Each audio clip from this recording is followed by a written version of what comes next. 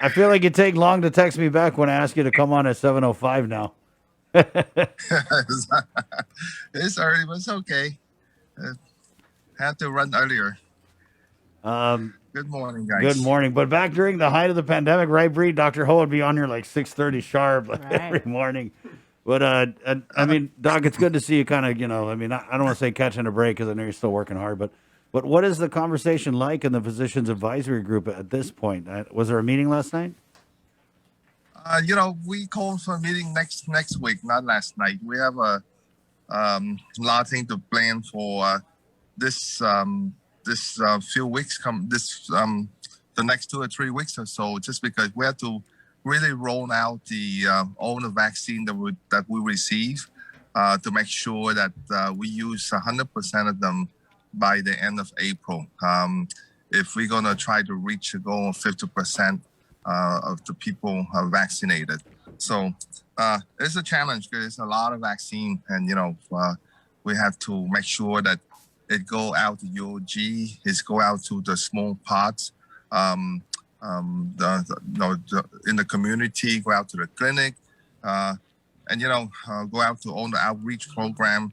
So as much as people that we vaccinated, we got to use all of the April supply. It's a lot, so it's a challenge to get them out. Can we do it? Are we going to meet the Pat the Half by May 1st, Doc? Um, we're gonna come close. we, we're, we're gonna come very close. If you think about if you just get the first dose to come out, right? The first dose of Moderna and Pfizer is really effective. It's up to 80% plus effective already. The J&J 72%. So even the first dose of Moderna and Pfizer, it's already um, way up there. So, but when you get the second dose, it'll be 95%. But I gotta. Um, so if we can get all the first dose out there, we have about 70,000-80,000 people vaccinated already. On the islands. There's a lot.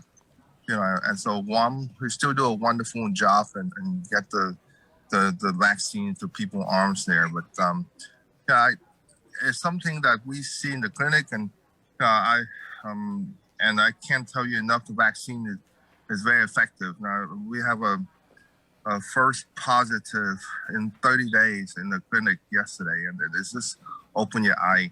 And the story is that one person come in sick with a fever and everything and symptomatic, and then bring the rest of the family. They're all sick except one.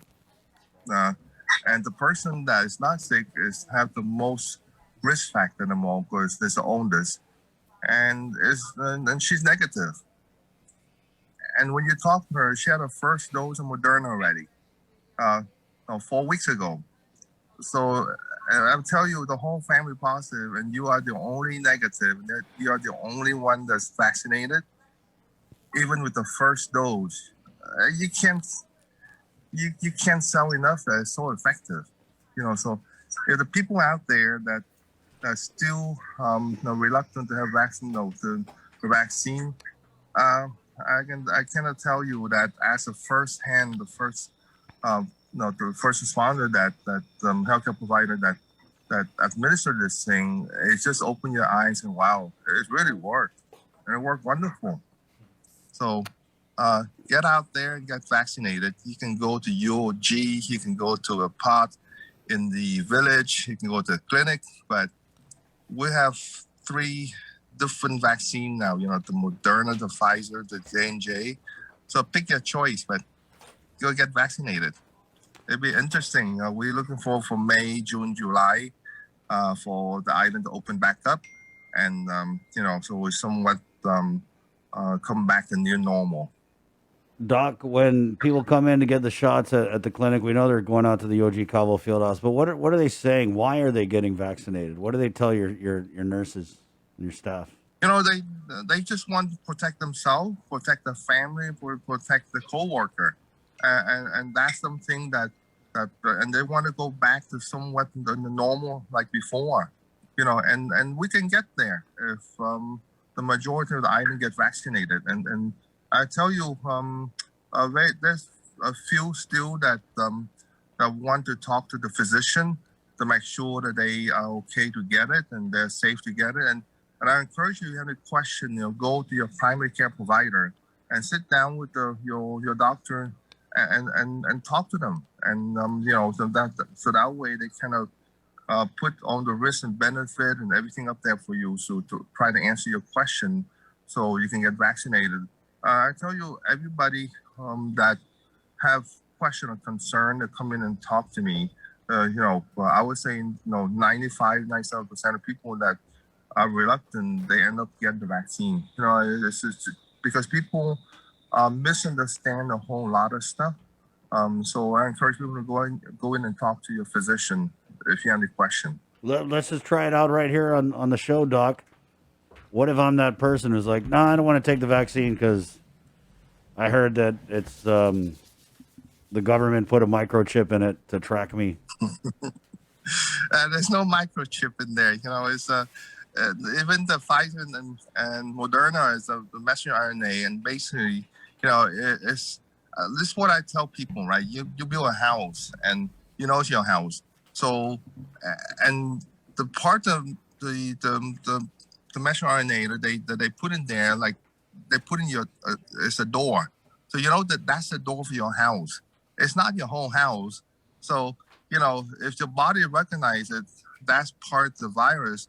Especially is they call the spike protein of the virus, the one that attaches the human cell, and so the virus can penetrate the human cell and cause an infection. And you can produce antibody against the spike protein, and that's only the messenger RNA. That's just a part of the virus that artificially make so that way your body can recognize it. It's a wonderful technology that's been out there for so long already. We just never have a chance to use it. So now we have a chance to use it. It worked wonderful. So there's no microchip in there that you can inject in your body. So you don't have to worry about it. They can't track you. So thank you, okay? Doc. But that's like the crazy talk one. But the reason I hear a lot of people is they say, especially the younger demo, they say, "Oh, I don't need to take the vaccine. I'm young and I'm healthy and I work out." And I'm like, I tell you, and what my answer to the young people is that during the pandemic, right, the age group that have the highest positive rate is the 18 to the 40. Okay, those are people who go around a whole lot, and unfortunately, when they turn positive, they bring it back to the family, and some of the family member that they brought it back into get in trouble, get admitted, might pass away. So I know the younger one usually don't get in trouble, but you get it so that way you can protect your family and your coworker. Remember, you can be young, but you work next to a person that's 60, 70 years old and have comorbidity, you're going to put your coworker at risk. So, like I say, the number don't lie. It's just that's during pandemic, they are the highest. So, but the young one, go in there, get yourself protected, and again, protect your family, your loved one, and your coworker. So that's the reason why the young people should go out there. And the good part, Christian Brina, is that we see that's one of the highest group that currently get vaccinated right now. They are coming out, the younger one. Speaking of young ones, Doc, what's the latest on the conversations with the VA, CCP or PPC, whatever it's called? Because they were having discussions about lowering the eligibility for vaccinations all the way down. I want to say to 12 years old. Right. Yeah. Yeah, when I think Pfizer come out that they're safe on the way down to 12 years old. It's not officially out there yet, but once they're out there, we will bring it down all the way to 12. Right now, it's that we open to everybody 16 and over. So once we have clear light, I'm very sure that a lot of 12 years old going to be out there, get vaccinated with the consent of the parents. We, like I say, the challenging here is that we have a lot of vaccine. We just need to get the people in arms and, different things. Clinics, we are also trying to go out to the industry, like big company and arrange to vaccinate them with the big company, so that way they don't have to miss work, anything like that. So as much as we can, everyone try to do their part to get the vaccine to the people, and try to get our island, especially the May deadline and July August deadline with the liberation and all that kind of stuff. So we have some goals that to meet. And like I say, I mean, the good part about Guam is that people want to have the vaccine. It's just for us to roll all the vaccine out there, so that way, we don't have any excess supply that is not used for the month. I wanted to follow up on something you said earlier in your interview regarding whether or not we were going to meet the path to half goals, right? And you said something along the lines of, well, we're going to get really close. But you also kind of referenced how, well, the first dose, when you get the first shot, oh, the efficacy is so wonderful. Do you anticipate that we may change, I guess, the requirement? So because currently it's fully vaccinated individuals by May 1st, with 62.5 thousand is what the goal is. Do you see us maybe changing it, and instead of fully, to as long as you get the first dose? We like to have fully vaccinated to count, and right now, like I say, if we can get there at 50%. If we can do, we can administer on supply that we have in April. So you get to 50%. It's just the challenge to get the vaccine to people. UOG step up a lot. They do like almost 2,000 plus a day with the guard. So everyone step up. We have some outreach programs throughout April to try to get out there. We're going to go out to the industry with our team AMC, GRMC partnership along Triple J, and we go out to the industry, the construction company to vaccinate them. So as much as we can do, and we can, we have clinic to take care of, we have the hospital to do, but as much as we can do, we try to go out there and get this vaccine out to people. So that way we can try to reach a 50%. Yeah, we're going to become very close. Maybe we pass it, but if we come short, it'd be maybe about 1 or 2%. So we are trying. Yeah. That's the best thing I can tell you. Is there a difference though, Doc, with achieving the path to half, which we were told is kind of like the benchmark where we want to be, as opposed to, like, let's say we only get to 42% or 43%? If we get there, then we need to work harder. But I tell you, the wonderful part is that we expect a very large shipment of J&J come in. Remember, J&J is one shot, and you count as fully vaccinated already. So I know it's up to 20,000 doses of J&J come in.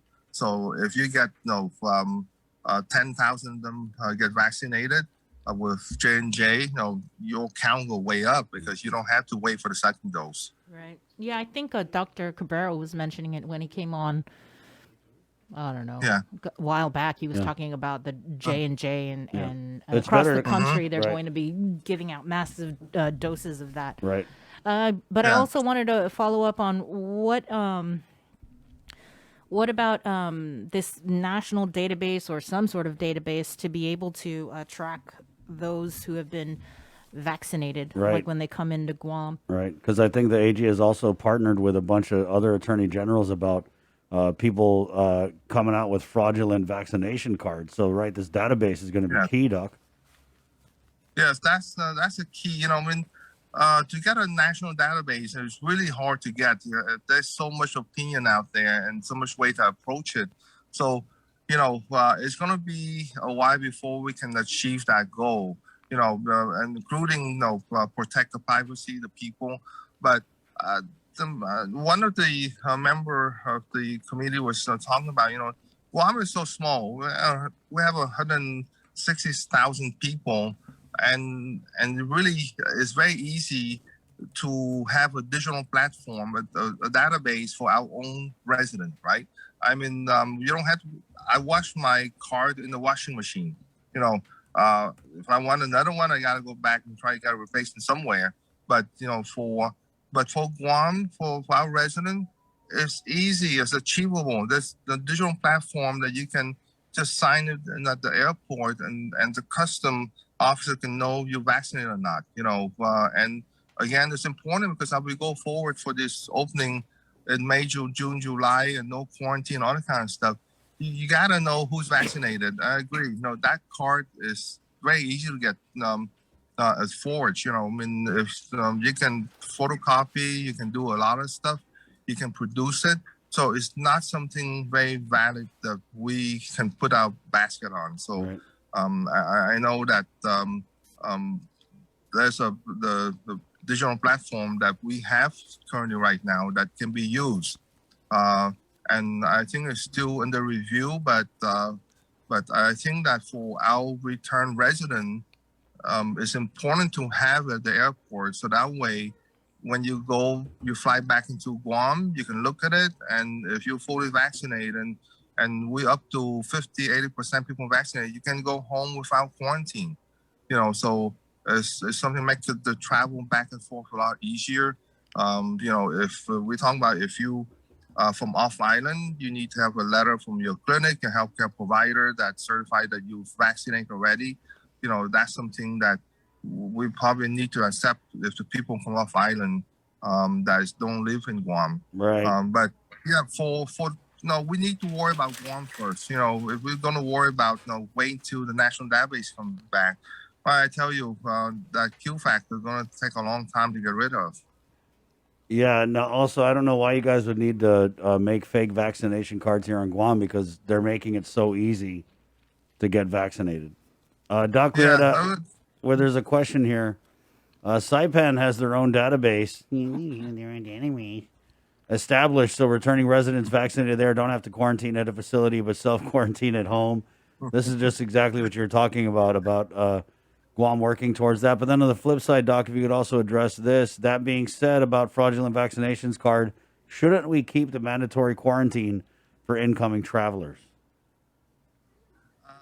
Once the island is is full is vaccinated to a certain point, 50 or 80%, we do not have to. If you can prove that you've fully vaccinated, then you can go home. If you don't have the vaccine, if you're not vaccinated, then and you're going to be required 72 hours pre-arrival PCR testing, make sure that you're negative, and then you're going to do some home quarantine with some monitoring.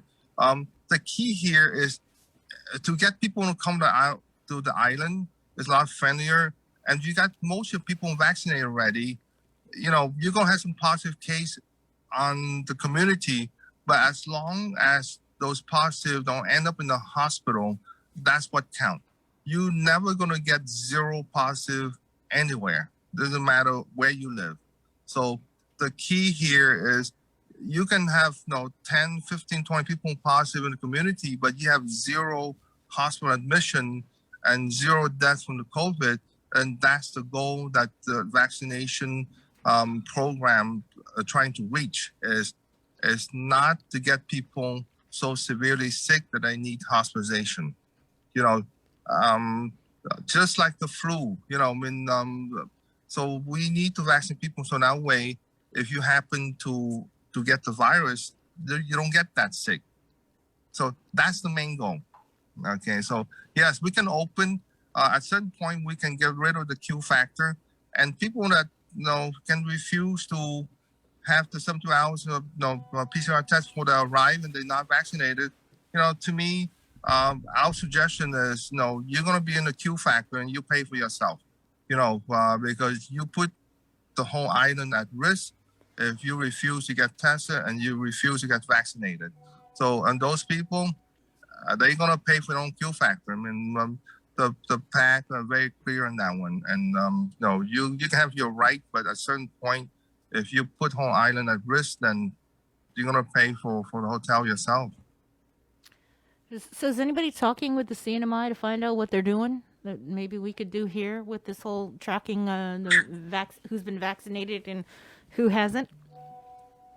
I'm not sure we're talking about it. It seems like they're ahead of us every time, but like I said, they have a small population, much smaller.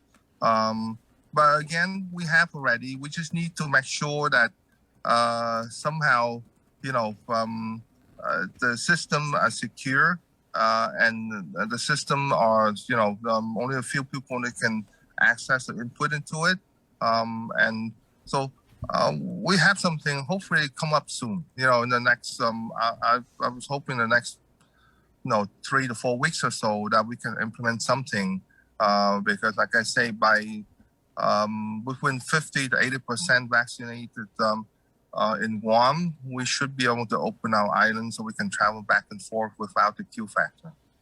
Right. Okay, so the key is if you have question, go to the clinic, go to the doctor, and ask this question, try to clarify it, and then get yourself vaccinated.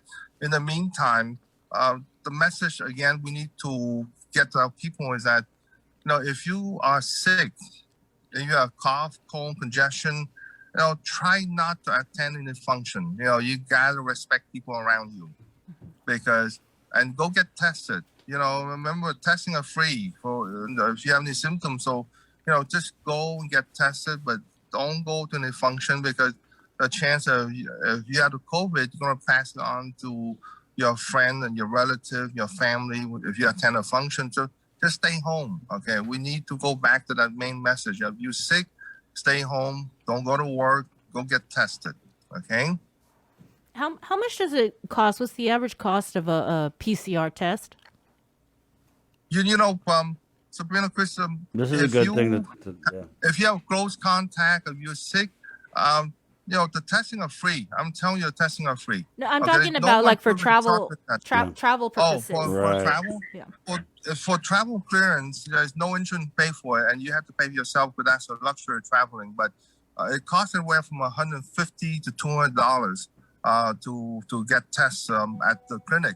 Okay, and most of those costs is go to DLS to run the lab. And now, Chris asked me yesterday. The public health northern side, they also can test for free. You can, if you want to go up there and get tested. The only difference is that, with the private lab, you have an ability to retrieve that out the portal. And if you have an account, you sign up, and DLS will let you do that. You can retrieve your lab through your account, on your iPhone, your computer, so you don't have to physically go to anywhere to print out your lab. That's the only difference. I don't think public health, the Northern, have the ability to do that, but the private lab have the ability, so it'd be more efficient and easier for you to access your test result.